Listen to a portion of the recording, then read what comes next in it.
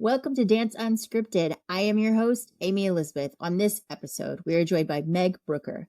Meg is a dance artist, scholar, and university administrator holding an MFA from the University of Texas at Austin and a BA from Yale. As a professor and director of the School of Performing and Visual Arts at the University of Southern Mississippi, Meg is a dance maker and performer with a history of interdisciplinary collaborations. She is a direct lineage Isadora Duncan dancer and has taught and performed Duncan works throughout the United States, Europe, and Russia while presenting her own creative work as Duncan Dance South. Meg is also a founder of the Isadora Duncan International Symposium. Her current scholarship frames Noyes rhythm as an early 20th century somatic practice. She received a National Endowment of the Humanities Preservation Assistance Grant for her work with Noyes School of Rhythm Archive. I am looking forward to understanding more about the foundation of early dance practices and somatic dance as a practice for training resilience. Specifically, the early modern dance practice Noyes rhythm developed by Florence, Fleming, Noyes. Meg, thank you so much for taking the time to join us today. Oh, hi, Amy Elizabeth. It's so great to be here. I'm looking forward to talking with you. Yes. So your historic preservation work is commendable. Thank you for helping to maintain and share the legacy of Isadora Duncan and others. So for those listening who may not know Isadora Duncan, can you give a brief history of her contribution to modern dance practices? Absolutely. So Isadora Duncan is actually most famous for her death. So people may know that story. She's the one who had the scarf in the convertible and had a very famous and a very tragic death. But there was a lot that she contributed during her life. And I first got really interested in her when I was living and dancing in New York City and pursuing a path for what my creative unfoldment was going to be. And I found the Isadora Duncan Dance Foundation and studied and trained for many years with Lori Belalove. So Isadora Duncan, taking a step back. So Isadora Duncan's contributions to dance history are pretty broad. Many people consider her to be a modern dance pioneer. Sometimes she's referred to as a mother of modern dance. She was one of the first concert dancers to look at bringing subject matter from her own life into her artwork. She made dances that reflected joy, that reflected grief. And she really created work in a way that enabled audiences to actually identify with the performer on stage. And that was a big move away from ballets that were more romantic or escapist in nature. She was really bringing real life subject matter to the stage. And she worked a lot with breath. She took off the ballet shoes. So she's very famous for being the silk tunic draped barefoot dancer.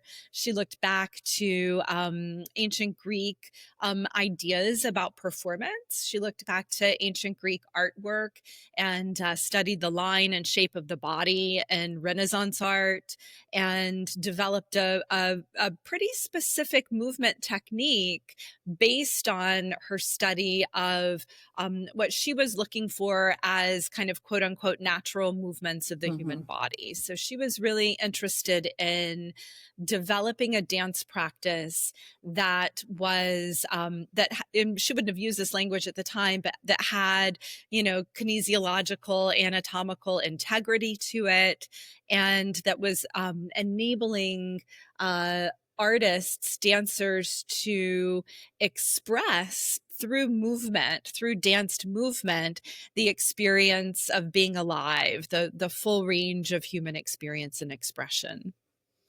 Yeah. So what drew you to this work? Like you said, you're there in New York, you're experimenting, you're kind of learning what path you want to take. So what was it that drew you to this?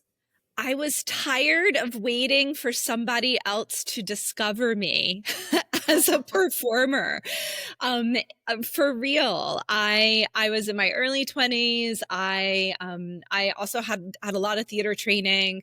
I was going to a lot of auditions, and I wanted to take control of my own creative agency. Mm-hmm. And I had never given her a second thought as a figure from dance history. Most of what I knew about her, I thought she was just an improviser, that she was, kind of a really inspirational historical figure who hadn't really left a specific body of work behind. Mm-hmm. And I was thinking of artists who had carved their own pathway Mm-hmm. and really created their own work. And so I had a moment, in all honesty, walking down the street near Union Square, where there's a big Barnes and Noble, and I kind of stopped in my tracks, and Isadora Duncan's name popped into my head, and I walked straight into the Barnes and Noble. I purchased My Life. There was a new biography by a man named Peter Kurth that had just been released. This is in the early 2000s, and it was on display. So I bought those two books. I got on the subway, started reading. She was the first dancer that I had ever encountered who talked about having a reason to move, that dance Mm-hmm. was not just rote exercise, but that it was a physical manifestation of an expressive impulse.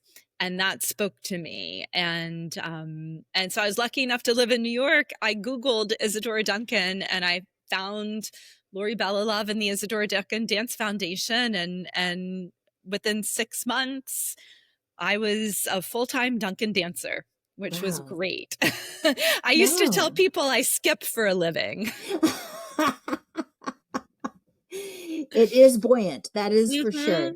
Mhm. The Duncan technique has a very lovely buoyancy about it. And referencing kind of what you mentioned and your perception of Isadora Duncan and her contribution, I feel as if that was similar to what I was taught, is that she was categorized as a forerunner for modern dance. She was the first to do these things that kind of fall in line with modern dance, but she didn't codify a technique. Mhm.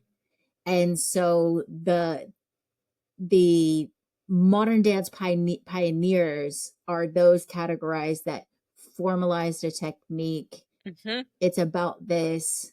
This can be repeated over and over again and kind of sit down. And so I'm curious, can you speak a little bit to that as you talk about a lineage?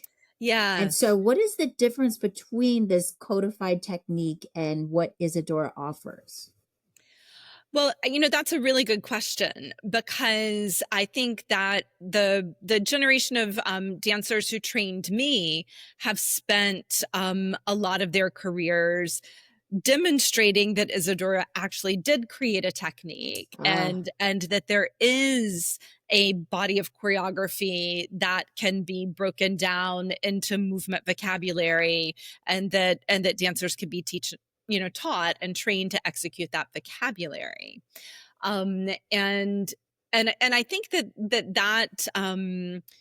in the energy and effort that's gone into really demonstrating that is also towards the end of creating context for Isadora's work, and making sure that her artistic contributions were visible mm-hmm. within what those more kind of later mid 20th century modern dance um uh kind of technique legacy holders were Yeah. doing, right? So it was also to make her a legitimate artist, to strengthen the argument that she contributed something real and lasting. Mm-hmm. um, so training and the work from a technique perspective, there is we you know there's her work has a lot of sequential movement. We work with a high center she talks a lot about the solar plexus. We often guide or cue anatomically from the base of the sternum, the top of the diaphragm. We're working with breath. And so that is the center of the body where most of Isadora's movement vocabulary is initiated from. Mm-hmm. And so there is a training practice that has been passed down that even includes bar work. But there are also a lot of dancers who have cross-trained Mm-hmm. in other movement forms to supplement the dancing. And in Isadora's schools, the students who she trained, all of the development of their body as a physical instrument didn't just come from dancing. They also did a lot of the other physical movement practices, like the Swedish gymnastics. There were many other body training practices that were part of the physical culture movement of the early 20th century. So they were developing an instrument and they were dancing, and Mm-hmm. that was a cross-training model. There's one other piece of your question, though, that's really interesting to me. Yeah. And I think that the generation of teachers who I've worked with were really strongly trying to say, no, Isadora wasn't just an improviser. Mm-hmm. She had technique. And that's also based on this idea that technique and improvisation live in two different worlds. With my generation of dance makers and practitioners, we've really created more context for understanding that there is also technique to improvisation. And so part of my practice and my pedagogy and the way that I teach and work with university age students within these early modern practices is also a lot through the improvisation. Mm-hmm. So, so the imagery that gets handed down that supports the intention of the movement, that is also rich from an improvisational landscape, is also a huge part of what I would consider to be the legacy of being a dancer within Isadora Duncan's technique. And I would say in my training and in my experience as a professor, I actually teach improvisation. We have an improvisation Mhm. class, and it's for our theater and dance emphasis. And we consider it a seminar. Mm. It's not, I mean, it's an addition to what we consider and we classify as technique. I find this very Mhm. fascinating. Now, I do know that I have incorporated, because I also teach modern dance, and I incorporate improvisational aspects into it. But I do see these things, and they have been introduced to me in my practice as influential to one another and yet separate. So that's a new idea that I had not considered before. Mhm. That's intriguing to me. But I'm going to hesitate from getting stuck right there. That could be its As own topic. it can be. It can be. So, why do you think preservation, history, and archiving are important work in the dance field? Oh, well, I mean, we all talk about the ephemerality of dance, right? Mm-hmm. So that, dance lives in time and it lives in space. So how to and there's a human impulse to capture, to record, to hold on Yes. to, the evidence, the trace of that experiential moment. I, have loved the idea in dance practice of the body being an archive. So Mm-hmm. I think that the sense of oral and embodied history that we have as dancers, that what my body memory retains from the training that I've gotten from my teachers, that I'm then passing on to my students, to future generations, that sort of continuity of information, I think, is also really important. And then also understanding that's filtered through the lens of everybody's individual experience. So, with regard to, I also love history. I think that, as an artist, or, as a person in any kind of discipline, to know what questions people have asked Mm-hmm. before you, what experiences, what conclusions they've arrived at, what verbal language they have tried to use to describe experience. I think one of the interesting lenses of dance history is that it has an aspect that's not textual to it in terms of verbal text. Mm-hmm. We have modes of communication and receiving information that are embodied and nonverbal. And so, then also having, if we have traditional archival materials, if we have newspaper articles and journals, photographs if photography existed, film certainly, if that's a medium that existed at the time to capture any information. Those are all really valuable resources for better understanding what the artists were originally doing, and it also gives us information for how we might, how to, I'm going to pause on this just a little. I'm taking a step back because I think that the work that I'm doing isn't just historical, where it would live in the past and history. Mm-hmm. They're living practices, and so the archival information also gives us an important perspective on how those practices change over time. Mm-hmm. That is also something that I've looked at, and for how contemporary generations of who are practicing these works, that this work that originated a century ago, what are the questions that were being asked then? What are questions that were being asked now? What's the relationship between this practice and our contemporary cultural social context, and how can these practices be relatable to people now, Mm-hmm. um, in a way that's bringing what's unique and important and restorative or expressive about them forward. Yes, forward. That's the word that kept coming to mind when I was listening, is this idea of forward motion, and that the Hmm. study of the past is what helps us to move forward. Yes. That it becomes the foundation, it becomes the springboard for forward motion to move forward, and encouraging and empowering, even though these practitioners are no longer with us, Hmm. their ideologies that inspired us then can continue to inspire us now.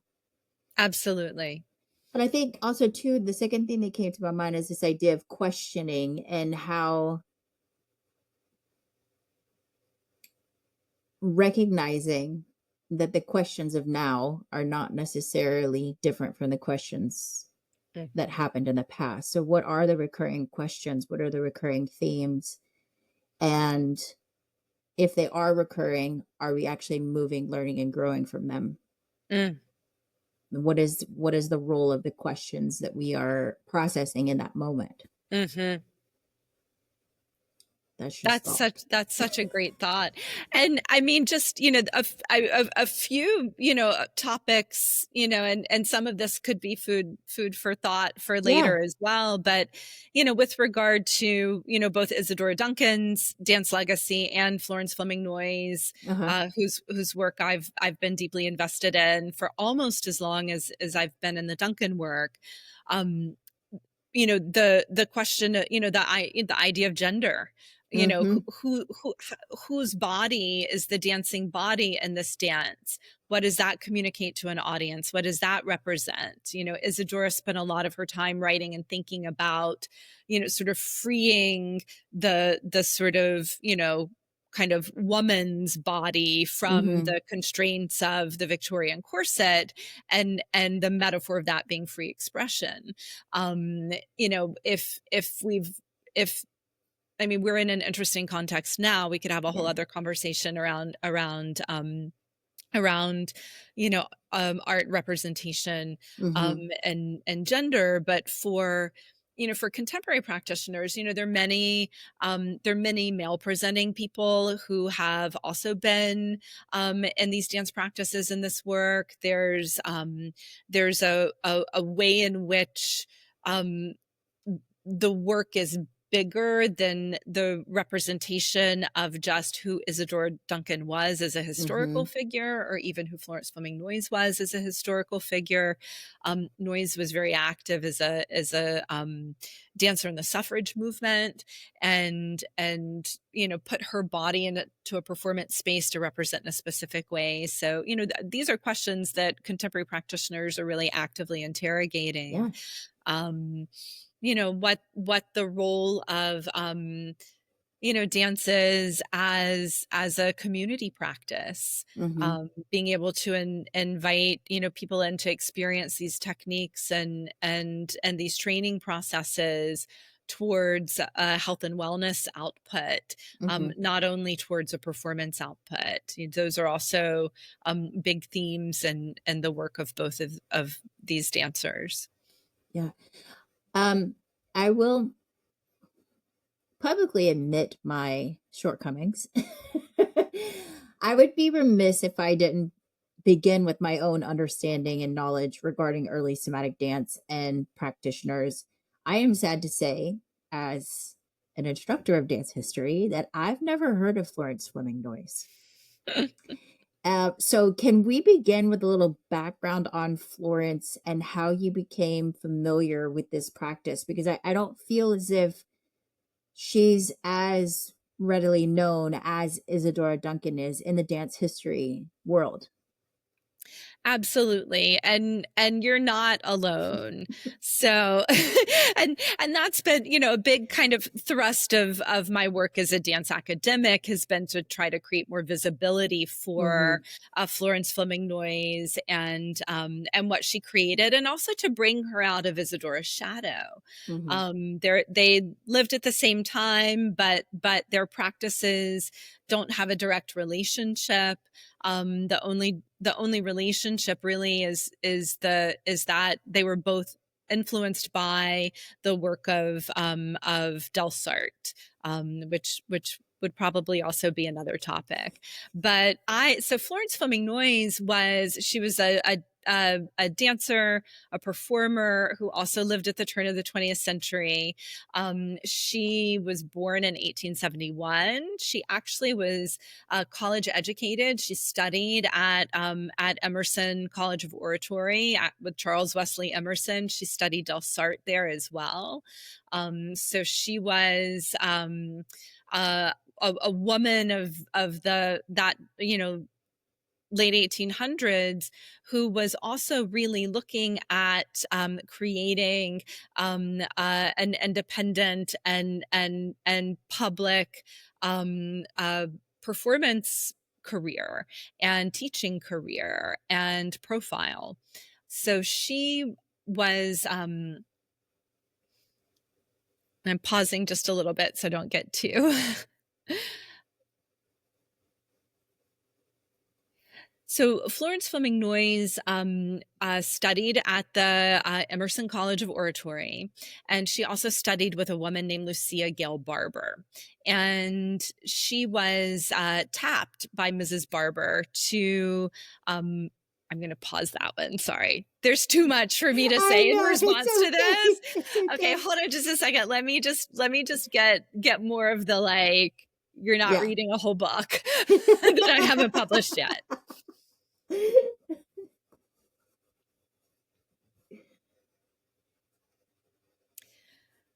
So, Amy Elizabeth, you are not alone in not knowing who Florence Fleming Noyes was. She's another early 20th century dancer who lived at the same time as Isadora Duncan. There was not a relationship between their schools. And she actually studied at the Emerson College of Oratory. So she was trained in Delsarte there. She also studied with a woman named Lucia Gale Barber, who very interestingly taught Alice Bentley, who later taught Margaret Dubler. So there's context for the work that she was doing within some larger narratives of more known dance history. What Florence Noyes did that was really unique and interesting, she established a school in New York City in 1912, and she had branch schools at the height of her career up to 12 major U.S. cities. She was bringing this movement practice to dancers, and there was a Noyes group. They did professional performance work, but she also was really interested in creating a school that wasn't only about training dancers. Mm-hmm. There was work for children, there was work for adult women, there was work for men. So she had this very broad-based approach to really bringing this movement practice forward that had what they were also framing at the time as psychological benefits.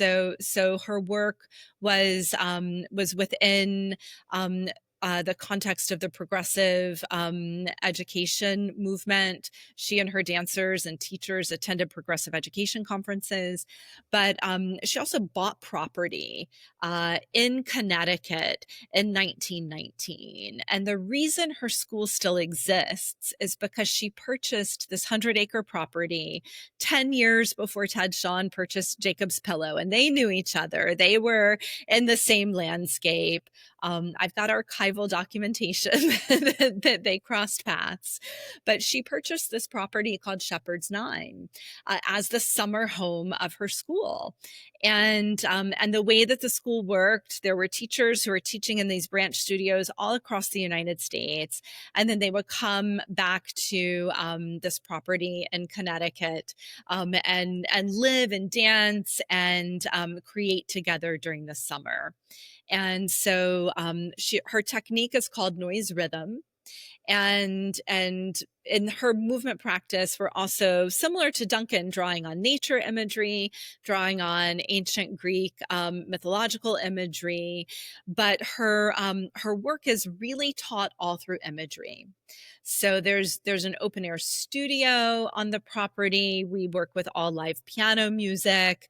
It's an incredibly transformational space to be able to spend time in a retreat capacity in nature and to be in this very a deep image-driven practice that really also invites the practitioners to look at nature, to observe nature, to learn from how growth is happening in the natural landscape, and to really deeply kind of take in those sort of rhythms of growth, renewal, transformation of matter through natural processes. All of that's embedded in her work and in the teaching.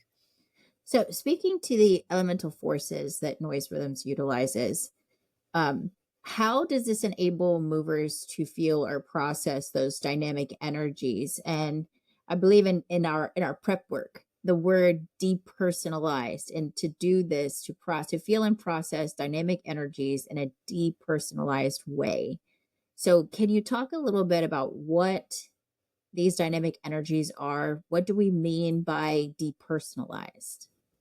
So in the Noyes work, it was important to her that the dancers and the movers get out of their heads, Hmm. and what she would say is shed or drop off personality, drop off the personal, so that and I think that there's a way in which this is also in the somatic space, that it's a dance somatic practice. There was a performance component, but it's not necessarily about performing. Mm-hmm. So, and there's also a deep part of the work that's about this idea of group movement and connecting to other movers in space, and connecting to something that is larger than one individual person. So the dropping off of the the personal would be, similar to kind of letting go of the idea of the ego. It's letting go of the part of the personality that is attached to its own individual desires and wants. She talks a lot about letting go of the will and Mm, dropping off a sense of willfulness in a way that would be, kind of grasping for something that that would be held just for one individual. So there's a way in which it also works with physics. So there's the idea of, instead of working with the body, even as a human body, if you let the body just be, and she wouldn't necessarily have talked about this in quite this way either, but just be matter. She mhm, talks a lot about the idea of we're moving into imagery that might have a cosmic relationship, that may that's thinking about lines of energy. We have a long center line. We talk about the body as units and spaces. We feel into the body and feel into just a vertical alignment sense as units and spaces. That we talk about as an axis of being. There's a horizontal axis that extends. If you put your arms out to the side, you would feel it. That's an axis of doing.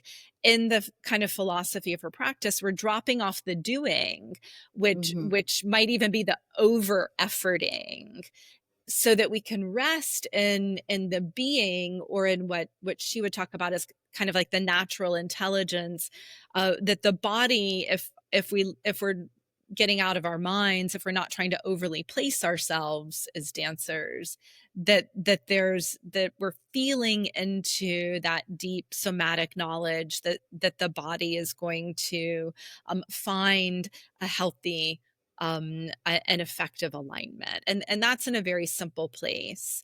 But, Yeah. Yeah. so yeah. Yeah. Um, okay, so noise rhythm is described as a somatic method that cultivates resilience and strengthens participants' abilities to withstand change. So, can you, for our audience, describe or define what you mean by a somatic method? Absolutely. And I'll also say that, I've been bringing this term somatics kind of forward, to my older teachers in the noise community. In the noise rhythm work, there's actually a term that we use that is really kind of cool and I love, which is sentiency. Mm, And the idea of sentiency is this sense of kind of the aliveness of organic matter, the aliveness of all living things. And one of my older teachers, when I started using somatics, actually said to me, why are you trying to make us like everybody else? We're, what's wrong with sentiency? yes. And I was like, well, there's nothing wrong with sentiency, and sentiency is incredible. Yeah. And my work has been to bring context Hmm. for the noise rhythm work, so that more people are aware of it. But this idea of sentiency, of aliveness, I think is really important. And then with regard to resilience, Hmm. in the noise work, we teach a class structure that we talk about as a 3-part class, and we look at it as the whole, the parts, and the whole. Within the structure of that class, there are 2 deep rest opportunities that occur. After there's a whole and a deep rest, there's a technique piece that happens in the middle, and another deep integrative rest. And then there's another whole that has a feeling of a send off. Our nature imagery often draws on big elemental forces. There might be a huge rainstorm or a volcanic eruption, or, glaciers that are melting. It's not always that dramatic, but in that space where we think about transformation of matter that does happen through natural processes in the environment, then there can be a letting go of attachment to one shape or one experience. Just, one simple example might be a pile of leaves. Maybe we have a big windstorm in fall, and then the pile of leaves is disintegrating and becoming earth. And so for the participants to go through this this sort of image-led experience in a deeply restful way, you can let go of that element of matter, and then there's space for something new to come through. So we're training our bodies, we're training our imaginations, we're training our imaginal landscape, we're training our nervous systems to actually soften, relax, release, and let go of a particular image, and to wait. Sometimes there's silence and space and beautiful music, and then a new growth, a new impulse, a new thought comes up through, something that you didn't predict, that you couldn't have, that is coming from a deeply creative part of your consciousness, and then you allow that new creative impulse to unfold. So we talk a lot about this idea of allowing or following. We are training that experience, and putting our bodies and our nervous systems through the experience of being able to let something go and then allow something new to come through. And from my perspective, I think it's actually a technology, a training practice for developing resilience, for being able to go through an experience that has a lot of effort or energy behind it, and to allow the body to find stillness and deep rest, and then to allow something else to come and to move forward. So we're training the ability to come back from that kind of deep dynamic experience, and to be able to trust that. And I think that it creates strength, it creates endurance, and a flexible, adaptable way. I think it's a tremendous gift that practice has. Yeah, I'm just thinking about moments in my life in practical terms of moments where, because most of the time you don't think in a moment, I need to employ my resilience now. Oh, no. We don't really have I don't have the wherewithal to say, this is going to need resilience. But looking back on those moments and thinking, I felt resilience in that moment. I was able to get through this through a sense of resilience, perseverance. And so, because there's not really a conscious effort, what I'm connecting with is the ability to stay present and or go deeper, and being able to take that pause to allow more grounded thinking for forward motion, the ability to step out of that moment, because a lot of times that high energy, that dynamic situation is happening. And so it seems like a mental exercise in being able to pause and take a deep breath, recognize that it's just a dynamic moment. There is another space that I can go into. And if I can go into that space, then that will help me in my forward motion. That's how I'm interpreting that. Does that seem like it's in line with your thoughts? Absolutely. I think there's that sense of being able to, it's being able to yield and to let go of an expectation of what something is going to be, or what you're letting go of the expectation of what the outcome's going to be.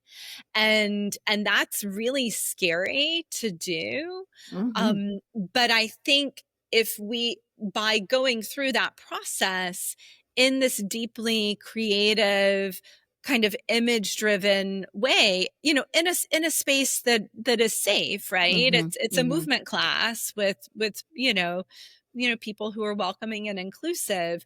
So to be able to have that experience of having, an extreme experience, letting it go, and then really allowing some kind of new unfoldment come through that you're not predicting, um, that we then build up the endurance for, in order to be able to do that, Mm-hmm. in quote unquote real life in the outside world, when something happens, because you've been through that process so many times. and Mm-hmm. and so, I do think that in my administrative work, I feel like these practices are something that have prepared me to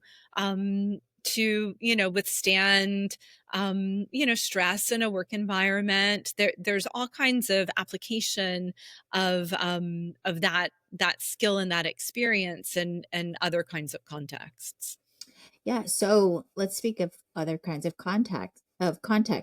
And what I'm thinking about now is that you were are what we would consider a traditionally trained dancer that then found her way to this new way of thinking and new approach.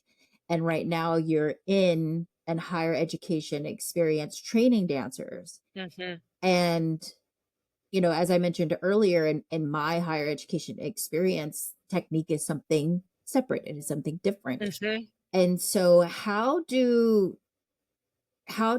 these two ideas of what we will, Hmm. for the purpose of this conversation, classify as traditional technique versus this more somatic approach, what is the relationship like for the dancer, for the student that you're working with? I'm going to stop there. Yeah. That's a really great question too. So, I'll say, I mean, I've taught noise rhythm as a somatic practice, as part of a dance curriculum, that then it's, considered one of those more supplemental courses. Mm-hmm. Um, I also bring some of the vocabulary and the alignment principles Mm-hmm. from the noise rhythm work into how I would teach um, my, sort of traditional ballet class and my traditional modern class. The modern application is easier because we've got a lot of technique exercises that follow developmental movement principles that are very, very similar to the Bartenieff work.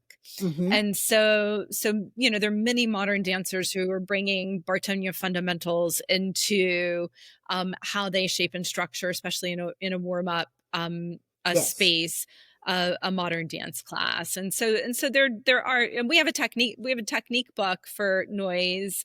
Is there's technique books for Isadora's work too.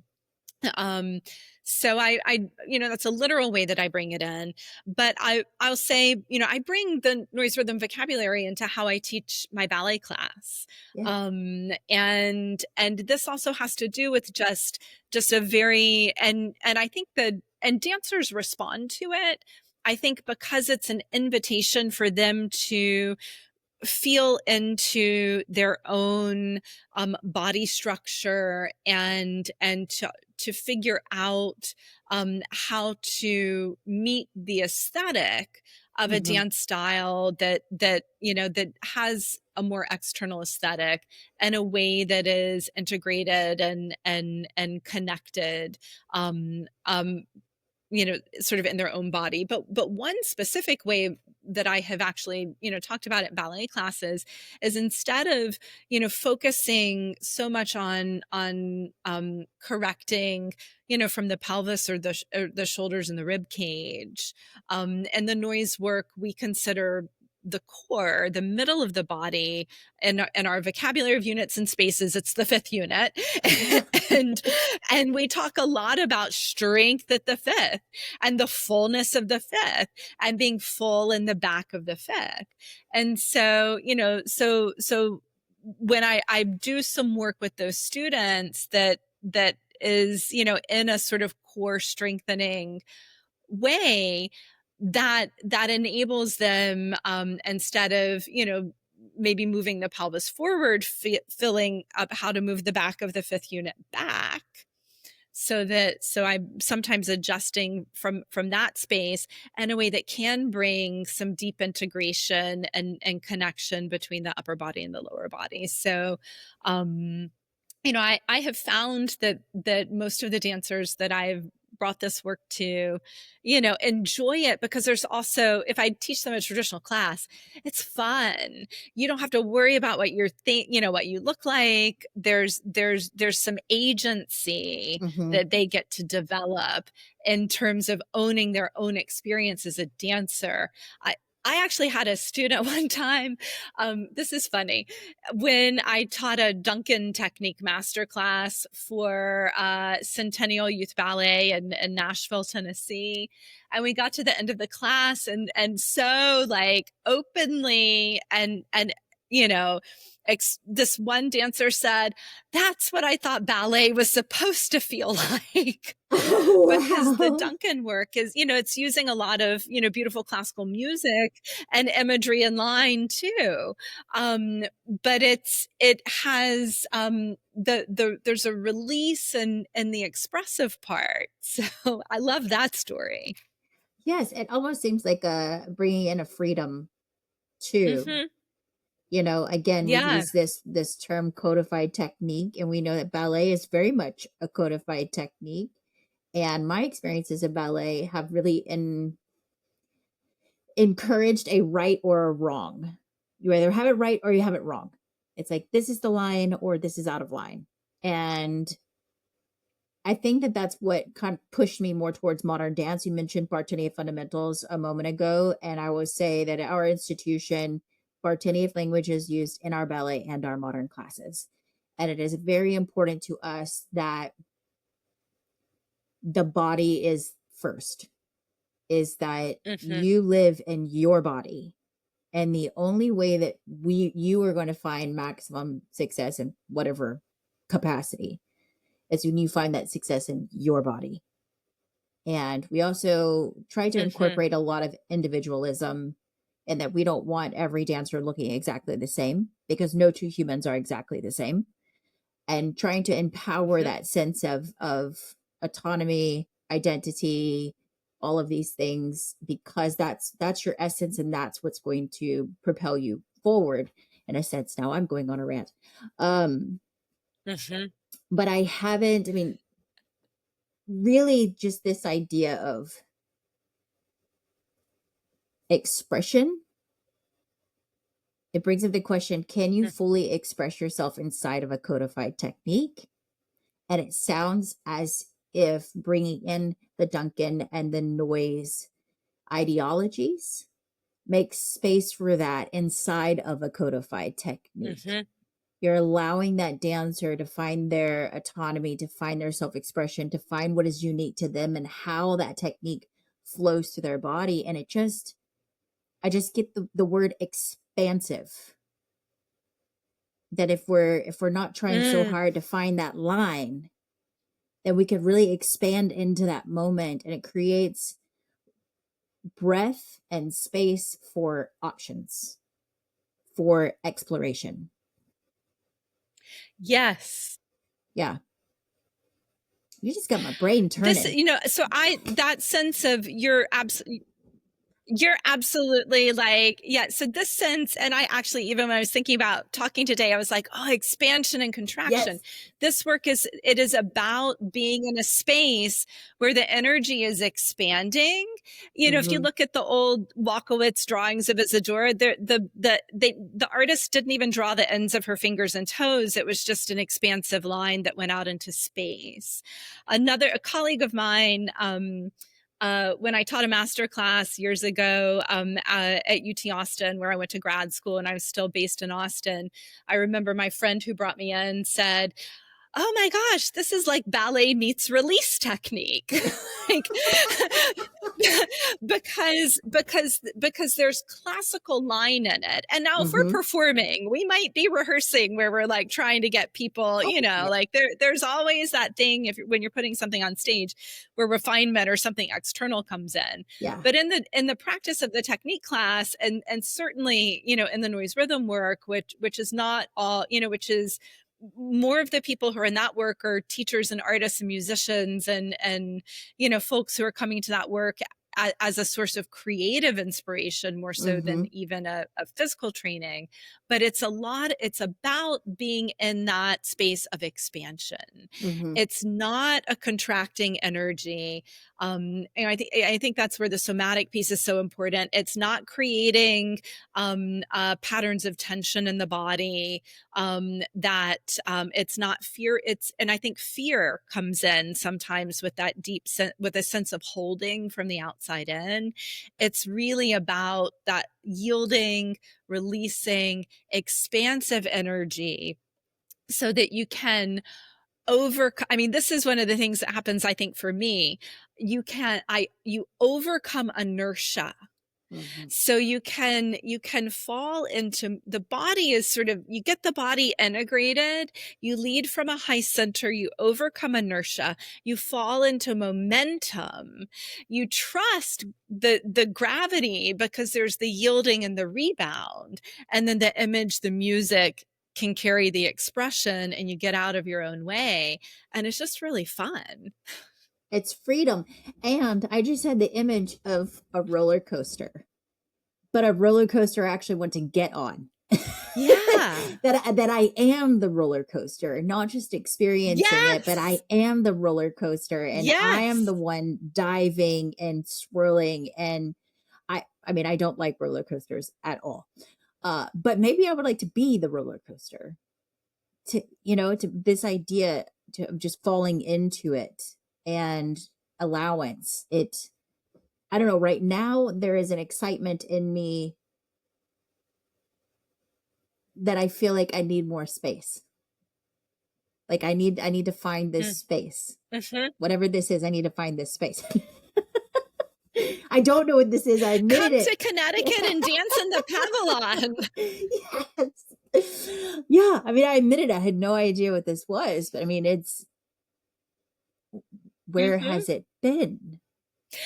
Well, and this is, so we dance in a space that's called, it's an open air pavilion Mm-hmm. that's large. It was built by a really well-known architect. The first one burned. This one has been we've had it since 1930, and it has a huge vaulted ceiling and no center beam. So Oh, architecturally it yeah. was a really special structure because it's got the vaulted ceiling and it's all open air. There's a grassy lawn next to the pavilion called the Rhythm Ground. And we have structured classes in the morning, but we have improvisation at night that's actually called playtime. And the pianist plays unbelievably beautiful pieces. It's all live music. And the practice is just that you're listening. And then when you feel moved, you're dancing, you're improvising, and we try to limit talking, and you can dance out into this grassy area or back into the pavilion. But when I first went up there, it was really one of the first times I can remember when I was dancing in a space as a trained dancer with no mirrors. Mm. And not only was there no mirror, there was no sense of reflecting what the visible form looks like back at me, but Mm-hmm. there were no walls. And so I remember being able to like move into this like long balance and feel like I could stay there forever because there was a sense of moving through, and it was the impulse, the reason for the movement, the musical impulse that was carrying the movement. So there's a lot to be learned from being able to dance in a space like that. Mm-hmm. Mm-hmm. Taking you outside of the normal, um, I mean, confinement is the word I want to use. I mean, when we take Mhm, classes, we have our walls. You're going across the floor. Oftentimes, the expansive dancers run out of room. They run out of space. They hit the wall. They hit the dancer in front of them if they're not paying attention. mhm, And so there is a limitation to that. It has a potential to create a limitation or mhm, to cut off an energetic line is what it mhm. sounds like. It sounds like a really wonderful, beautiful experience. And I hope I do get to experience it. And I hope that some of our listeners will check it out and will also experience that for themselves. Meg, this has been a masterclass for me. Thank you for coming and teaching me today, for expanding my knowledge on dance history, the connections between improvisation and technique, and the possibilities. It's just the possibilities of how things can be so much more expansive, expressive. And I do feel, and I Mhm, hope that our audience who's listening understands this idea of a dancer, and that if you are a moving, breathing being, you are a dancer, and that these resources are open to you, mm. and that it's not just about let's get on the stage, be a professional dancer, perform something. Let's have these life experiences that then enhance our thought process, our daily practices, and our overall enjoyment and fulfillment in life. Like you said earlier that Mhm, there are a lot of people who come for creative experiences. So if you're a writer or a mhm. musician or whatever your creative outlet is, or just a creative person who enjoys maximizing that beauty and wonder within yourself, like this, it seems like such an avenue to open up new doors and new possibilities. Mm. Yeah. I know you were worried about you going on a rant, and there I go. Well, what you're reminding me of though is that, I mean, dance is a beautiful and important and very vital art form, Hmm. but it is also social and It is. communal. And for, dancers who are training in a professional dance space, to have opportunities to be reminded of how deeply social, deeply communal, deeply communicative what we do is, even in their training technique Yes, classes. That's tremendously important. absolutely. Again, thank you so much for bringing your history and knowledge to our audience. It has been a joy learning more about our foundation as movers and as humans. Um, so we do have one final task, and this is our rapid round. These are two sentences that we're asking Great. all of our audience, all of our participants to complete, and it's kind of the thread line between season one. So if you're ready, answer these as fast as you can. Yeah. Yeah, here we go. Ready? Resilience is. Resilience is the ability to withstand loss, challenge, and to develop endurance, to come back with renewed energy, flexibility, adaptability, and strength. Okay, number two, dance has taught me. Dance has taught me to never stop moving. Absolutely. That's, they're very big questions, or very big thoughts, I should say. They're not questions, they're sentences. And even They're big questions. they And that are. one, the dance, that just came out of my mouth. I didn't think about that ahead of time. Oh, Meg, again, thank you so much. I had something else. You have something? Go ahead. I'll let you. Oh, good. Well, dance has taught me that art is a through line, Hmm. that being in movement creatively and with other people is core to human experience. Mm-hmm. Absolutely. Wow. This episode felt like a masterclass for me. There's so much information packed in, and we only brushed the surface. I hope you found this episode as inspiring as I did. We will link sources to find Meg and more in the show notes. Be sure to click the subscribe button and share with a friend or colleague. Leave us a review on Spotify for a chance to win Dance Unscripted merch. Thank you for joining us for this episode. We know you could have chosen any other platform, but you chose us and you chose dance. And for that, we are incredibly thankful. A special thank you to the Lamar University Center for Resiliency for making season 1 possible. Dance Unscripted is presented by Aimed Dance.